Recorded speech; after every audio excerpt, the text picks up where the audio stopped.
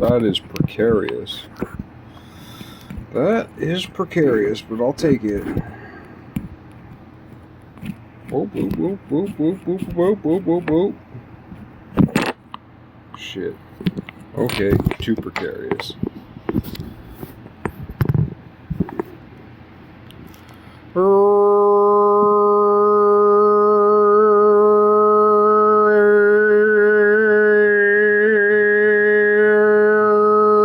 I know it doesn't sound good, but I think with practice it could sound good. It's different. It's not totally different, a little different. And we think that the world is changing and it's all stirred up, but it's really just all the same shit stirred up. Like, the different things haven't really happened yet. It only seems like the different things haven't happened yet. Because as all of us have, well, not even all of us, it's only like a sixth of us, half of us have really come online. So, most humans are actually still outside of the game, and those who are in the game are really just on the sidelines or in the stands. Most people aren't even in the stands. Think about that. Of the 6 billion, of the 9 billion, whatever, people in the world, how many really are making it happen, so to speak? How many have their hands on that lever? And by the way, what are the proportions of that lever?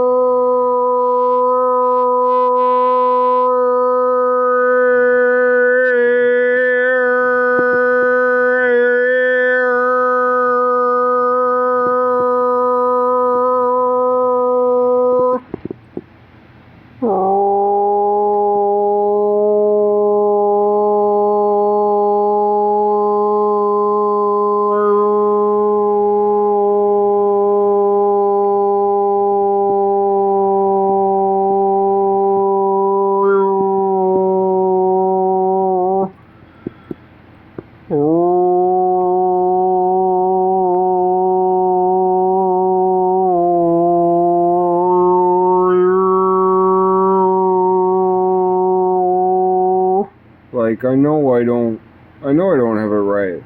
Like, I'm practicing. Well, what do I mean by practicing?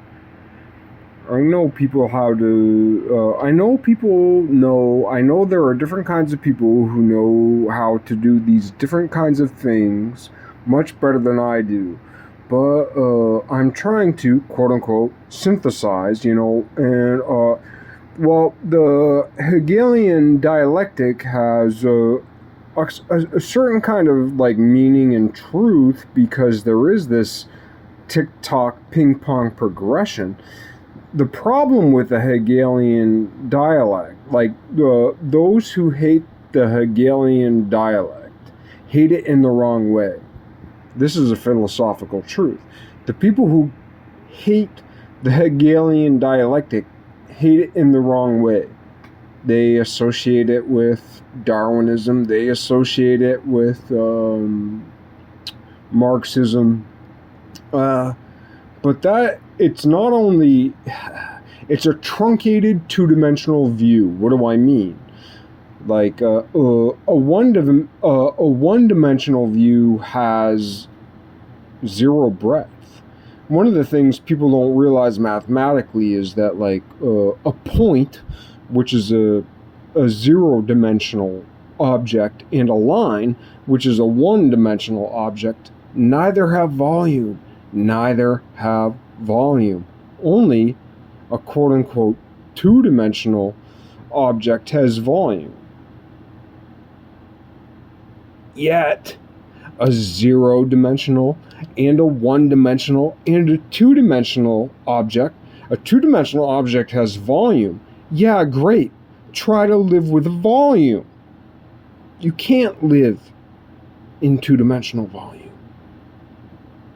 And that goes for both quote-unquote Euclid, or should I say, that goes for all Euclid and Descartes and Poincaré. Because all of them are really just different ways of talking about three-dimensional space. That also goes for affine geometry. So people pit Euclidean geometry against Poincarian geometry. Yeah? Neither of which are affine geometry, which is a very rigorous and maybe even the most rational form of geometry, affine geometry.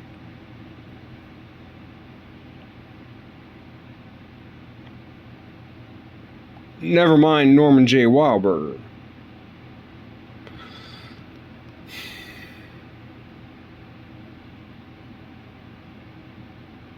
I guess what I'm saying is, whatever I'm doing,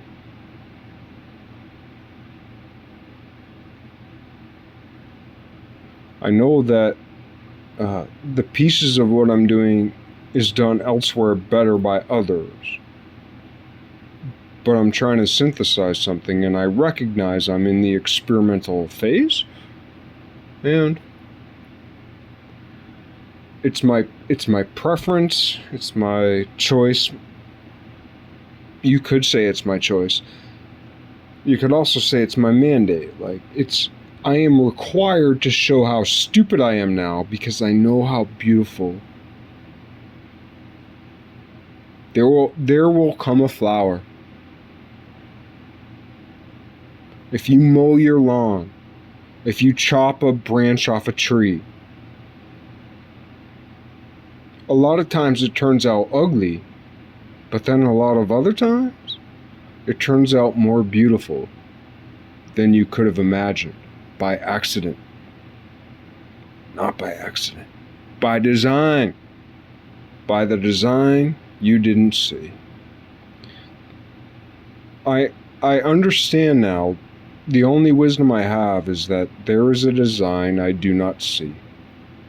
The only wisdom I possess is that I know in my bones, in my marrow, and on my flesh, and in my heart, in my mind. I can taste it, I can smell it, I can hear it, I can see it, I can feel it, I can feel it.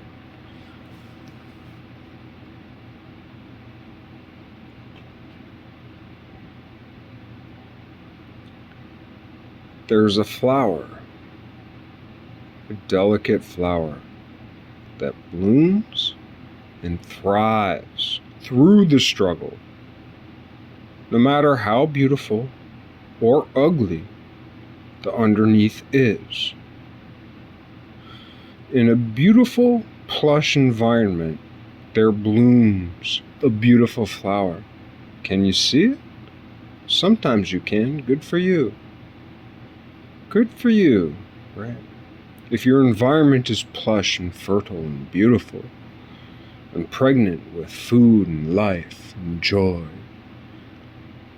And you see a flower there, a delicate, rare flower in a beautiful place. It is very, very rare to find that kind of flower. And if you find it, you are the richest of the rich. But in the ugliest place to find a beautiful flower.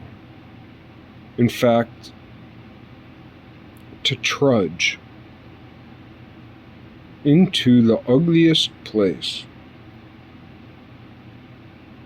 to find the beautiful flower. A beautiful flower, a delicate, beautiful flower, flush for a day. A beautiful flower, warm, pregnant, yellow and pink, blooming, stretching forth, alive. For a full day, under the sun, 2 days, 3 days, shining forth.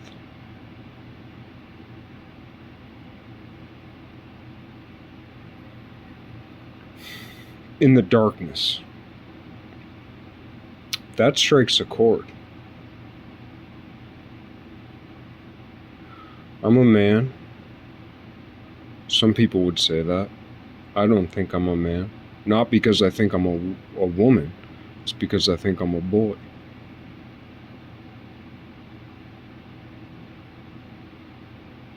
Metaphorically, poetically, descriptively even. I'm a boy, not a man. I don't have a wife. I don't have a child. It must be my job to serve wives and childs. What's that mean? It's my job to support husbands, because I'm not a husband.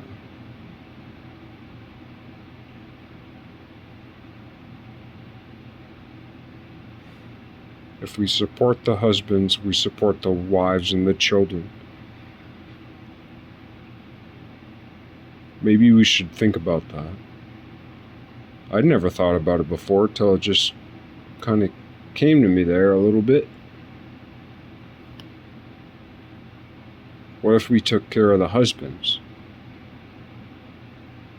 Husbands do everything they can until they have to give up because they can't do anymore.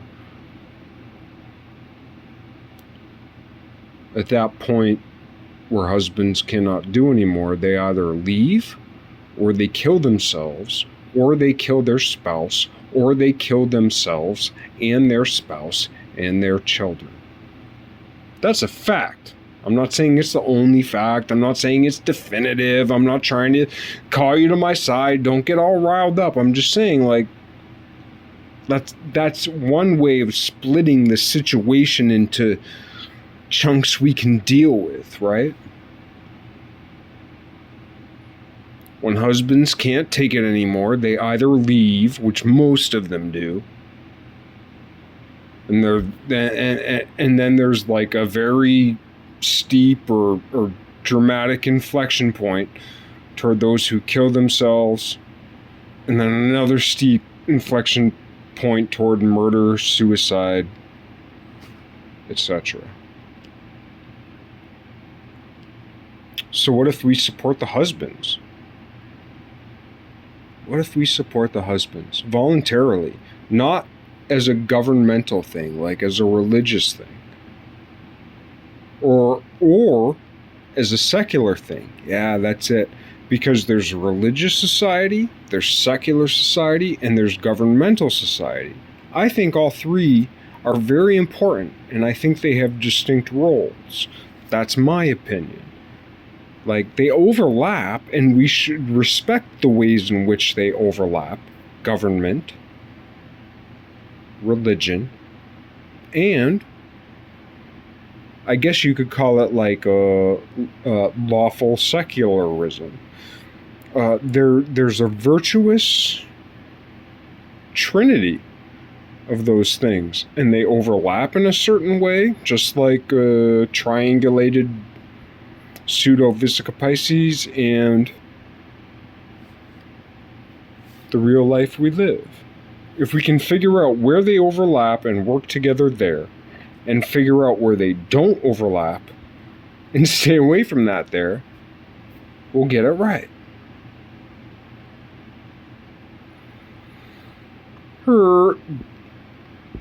Mostly I'm just taking notes for myself, but maybe someone will get it.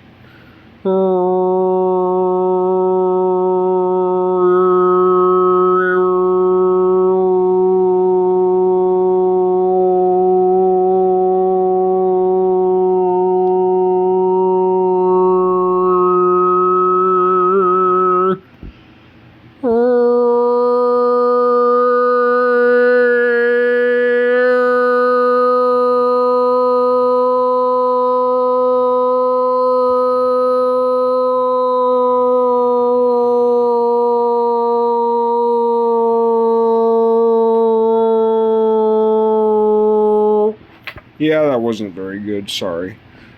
Try again.